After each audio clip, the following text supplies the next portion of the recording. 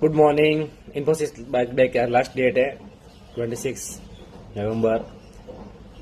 ज़्यादातर एंकर और YouTube influencer ने आपको ये बताया कि you must avoid this buy back due to if you have taxable income at 30% और मोर।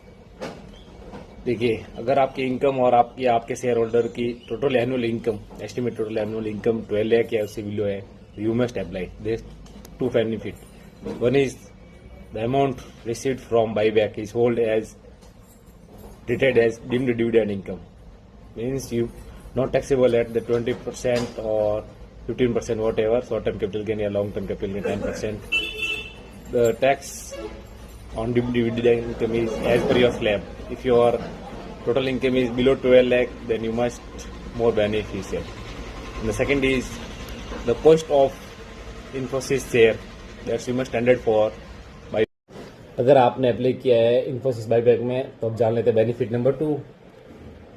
जो भी cost of tender share that's tender in Infosys buyback is treated as capital loss, short term और long term what ever.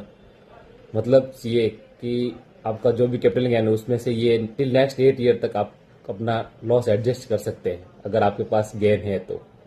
कि नहीं है तो अलग बात है, नहीं तो आपको ये बहुत बड़ा बेनिफिट मिलने वाला है।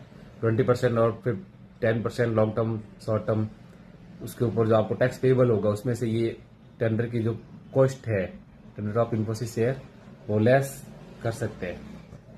That's much save tax. Good morning. Infosys bike का लास्ट डेट है 26 नवंबर। ज़्यादातर एंकर और यूट्यूब इन्फ्लुएंसर ने आपको ये बताया कि you must avoid this buy back due to if you have taxable income at 30% और मोर।